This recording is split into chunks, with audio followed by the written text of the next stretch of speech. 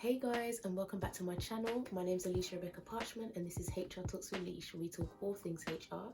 Join me on this journey to success as a HR intern to one day becoming a full-time HR professional. If you're new to my channel, then welcome. I hope that you enjoy all the videos that I've put out and I really hope that you find them useful and helpful. Please like, comment, share, subscribe, and also click that notification bell so that you are notified every single time that I post a video. Before we get into the video today, guys, I just wanted to show you a picture of these cute cupcakes that I received for my birthday. It was my 23rd birthday on Wednesday, and my mom and sister got me these cupcakes which have the HR Talks with Leash logo on them, and I just thought that it was really cute, and because it has HR Talks with Leash on it, I was like, I might as well just put it in the video on the channel. So thank you so much to my sister and my mom for the cupcakes. I really appreciate it, and everyone else that bought me gifts for my birthday. If you're watching, I love you all so much. Thank you. So without further ado, let's get into today's video. So tip number one for trying to get a paid HR internship is to utilize LinkedIn. If you don't have LinkedIn, what are you doing? You need to get LinkedIn because that is an amazing source to network, put yourself out there, and actually gain and get opportunities. I'm telling you, LinkedIn is a really good source to have. If you have this, you can reach out to employers directly. You can message people who work in the sector or the company that you want to work for and see how you could potentially get a position in that place. What is the steps? What is the roadmap? There's also an opportunity to follow inspirational HR leaders maybe that you find interesting and intriguing, because that can help you to just build yourself up and build your profile, because you're learning from the best. Because I've actually done that. I followed a lot of influential HR leaders because I just want to kind of get to know what they're doing, understand what's unique about them, so I can use that for myself. So there is so much opportunity for growth and development on that app. So much opportunity for opportunity. People may see your profile and think you're a really good fit for what I'm doing at the moment, and they might actually reach out to you. And vice versa. As I said before, you may reach out to people, but it's having that confidence as well to reach out to them. But I'm just saying that having that platform is, I would say, an essential part of getting a paid HR internship, because personally I got my internship from LinkedIn. If I was not on LinkedIn, I would not be in the position I'm in today, because that's how I found the job. So that's another thing. There are so many jobs on LinkedIn that you can actually find. You can filter the specific jobs that you want and do job search on there. You don't just have to go on to, Total Jobs and Indeed and other various platforms. LinkedIn, you can get a job from LinkedIn, like just from searching. So I really honestly believe that you should get LinkedIn if you do not have it already. My second tip is, if you can't necessarily find a HR internship that's paid or a placement that's paid, I'll be looking for entry-level positions. If you don't really have much experience in HR and you really want to get your foot in the door, looking for HR admin assistant roles is a good thing to do as well, because that's what I did. Alongside HR internships, I was looking for admin. If you're a master's student or a grad, or you're in undergraduate and you're thinking of going into it, look for grad schemes as well. Look for a variety of things, because at the end of the day, whichever one you go into, at least you're going to be getting some kind of experience. I wouldn't be narrow-minded when searching, because in this day and age as well, it's really hard to get into a certain industry or sector or position. So you need to look across the board. So look at internships, look at HR admin roles, look at grad schemes if you're entry level, because I think it's best to do that and just try and put your options out there so that you've got more of a variety to pick from. My third tip is, if you can do it and if you want to do it, then I would do a master's degree in HR. It's not like a requirement to get into HR to do a master's degree, but I honestly think that helped me to get onto my path, and it could help you on your specific path as well. With my master's degree, the university I chose, Aston University, I knew before I applied to that uni that they really are good when it comes to career advice and helping with professional development.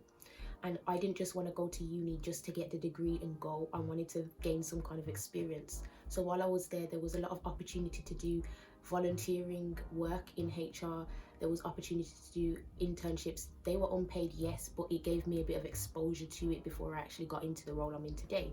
So I feel like if I didn't do my master's degree, if I didn't gain that practical, the knowledge and experience from the master's degree, and a little bit of practical knowledge from the internships, then I wouldn't have had the drive to then be in the position that I'm in today. So I think for some people it can work if you do a master's degree. It is not, as I said, a requirement to get into HR. You don't have to do it, but I think it can help you to gain opportunities, especially when you're looking at the university you want to go to and what they offer in terms of career advice and development. So my fourth tip is, I think you need to be willing to start from the bottom if you haven't had any experience in HR before. So for example, I didn't have any like real proper HR experience when I got this HR internship, and let's just remember I'm doing a master's degree. When you do master's degree, you don't usually go for internships. You're trying to find a grad job, or you're trying to find like a job that's paying like a good amount of money. But sometimes you've got to remember, if you don't have the practical experience, how are you going to do a job that's like going to pay you what, 30-40k, unless it's not like grad schemes.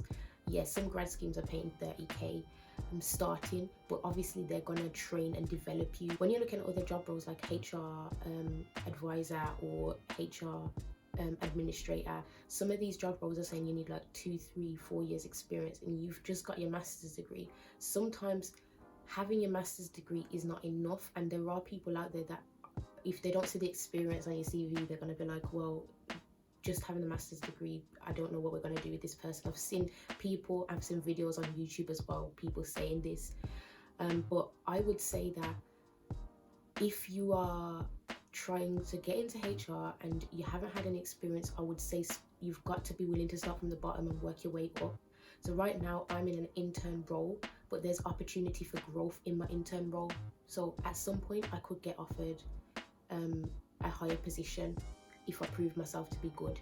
If you start from the bottom, you can level your way up and you can get to the money that you want to get and you deserve for the achievements that you've got already, if it's a master's degree or whatnot. But I would say be willing to start from the bottom and rise up in the position that you're in. My fifth tip is that I would make sure that if you're applying for HR internship, if you're applying for admin, entry-level role or whatnot, ensure that your CV really does fit the job description. I stress this so much. I've got an actual video on this as well, because I feel like if you word your CV to the way that the job that you're applying for, the job description is worded, and you use your experiences and show examples of how you can be examples of like how the company want you to be in terms of like experience, in terms of the skills that they want from you and whatnot, then you have a really high chance of getting that job. I honestly think that you need to think about how the job descriptions are worded, like, and pay so much attention to detail when looking at that, because sometimes we're just vague with it. When we're doing our CVs, we're like, oh, I've got to apply for so many different jobs, I need to kind of make it like suitable for every single one. But I think I understand that you've got to apply to a lot of jobs a day, like sometimes it's 20 jobs, 30 jobs a day. I understand that, especially in this climate, so it's difficult, and it's kind of like, do I even have time to sit down and really tailor each one? But I think what I would do, and what I did do actually, is some of them that I really knew I wanted, the companies that I was like, I actually really want to like go into this one, I made sure I sat down and like just looked at what the company did, like how I could speak like in the interview and how I could word my CV to kind of be a fit to that position.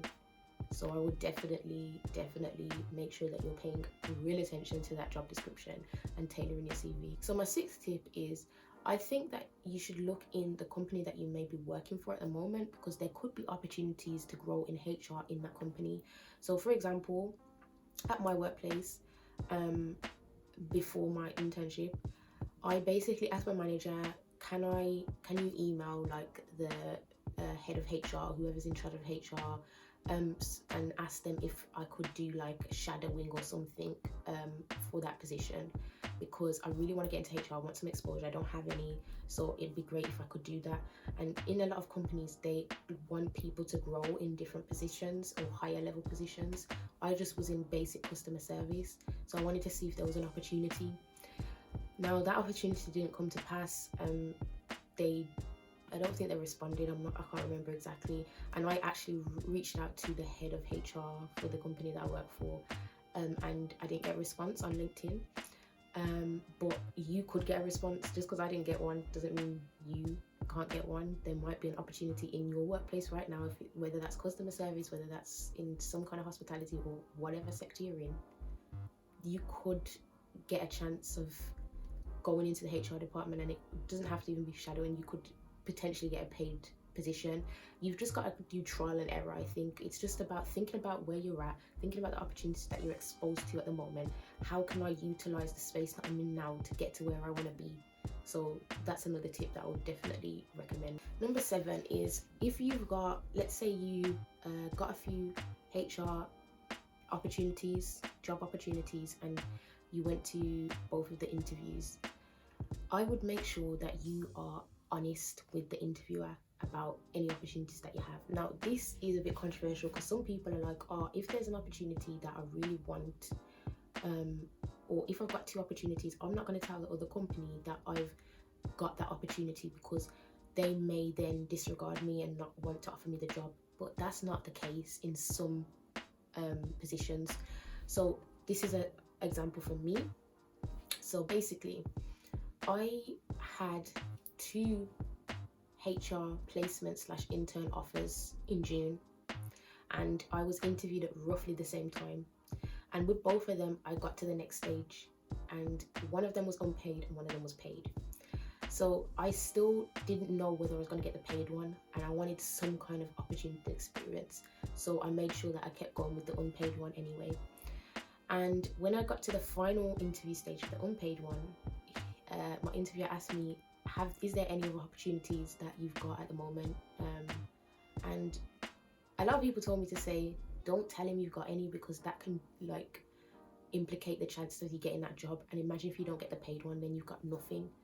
And I was like, you know what? I think it's better for me to be honest about my situation and tell him that, yes, I do have another opportunity. And I'm just balancing my options right now because I'm not too sure where I want to go. And that was the best decision, because when I did say to him I have another opportunity, which was the paid one, he said to me, you know what, Alicia, I'm really happy that you're honest with me, because a lot of people would not have said that. They would not have been honest about their situation. And just because I was honest with him, he actually gave me a set of interview questions that he used to interview me, because he had like a PDF document that they use in their company. And he said, Alicia, I'm going to send these to you to help you in your next interview. And don't worry, this is not going to implicate what I think about whether you're going to get the job or not. It's got nothing to do with you. I just want to help you to be in the best position for you. So I'm going to give you these interview questions. Practice these. I'm sure they might come up in your next interview, and good luck. And lo and behold, I actually got the paid internship, obviously, and I actually got the unpaid internship too. Even after I told him I had an opportunity, he said to me, you know what, Alicia, I want to offer you the job. So I had the opportunity to pick from both. I had to pick one in the end. It was really unfortunate because I really liked the guy, even though it was unpaid. I really, really liked the interview guy, but I think it's best to be honest about your situation, because you can get help from other people. You don't even know it. Sometimes we're thinking too much about things. Oh, if I say this, I'm not going to get this job. And then imagine if I don't get that one, then I have nothing. No, be honest, and more people will open up to you and help you too, because they want to see you grow. Okay, so my next tip number 8, I think, is if you are at university and you've got careers advisors at your disposal, then use them. They actually want you to book appointments with them so that you can talk through things. When I was at Aston, I spoke to my careers consultant, and he helped me to look at my CV and say, okay, Alicia, this is what you need to fix. Like, we actually went through my CV because I wanted to apply for this other HR grad scheme, and he helped me to fix it. They want to help you. They have hours for you to go and see them for a reason.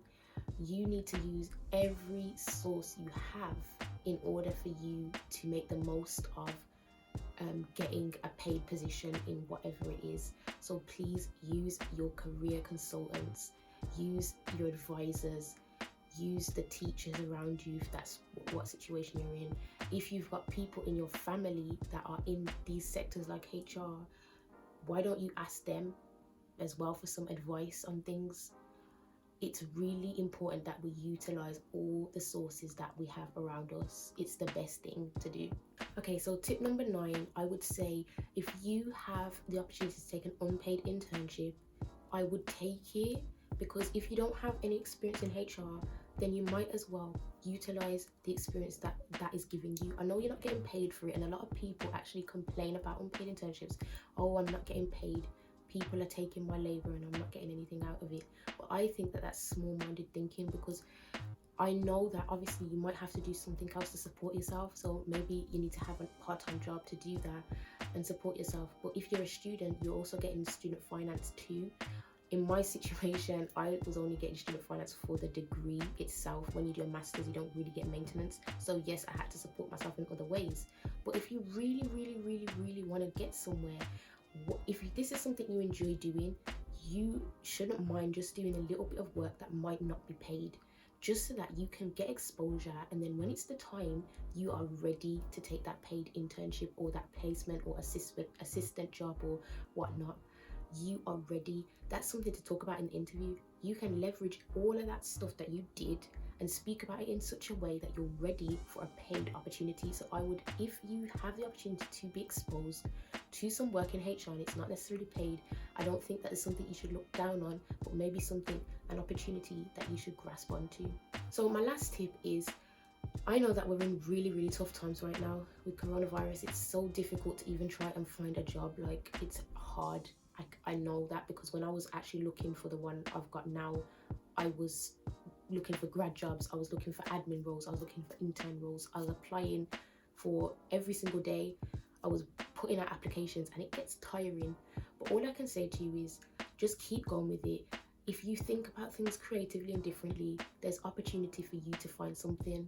There is definitely opportunity. I would also say, make sure that you are saying to yourself, there is an opportunity out there for me, I will find it. There is something for me out there. Keep repeating those words. Keep writing down that you've got an opportunity. Maybe write about the perfect opportunity in the future in a notebook of how your first day at your new job's going to be like. It sounds crazy, but I did it. These are the things that I was doing. I had in my mind that I had the opportunity and I had the mentality to get this position. So that is something that you need to have in yourself. Understand that it's going to be a tough road, but if you don't have it yet, you will have it. So thank you so much for watching this video. I really hope that these tips are helpful and they provide a little bit of insight into how you could possibly utilize these tips to help you on that road to getting a paid HR internship, placement, grad scheme, or any kind of entry-level position. Please like, subscribe and comment, and I will see you in my next video.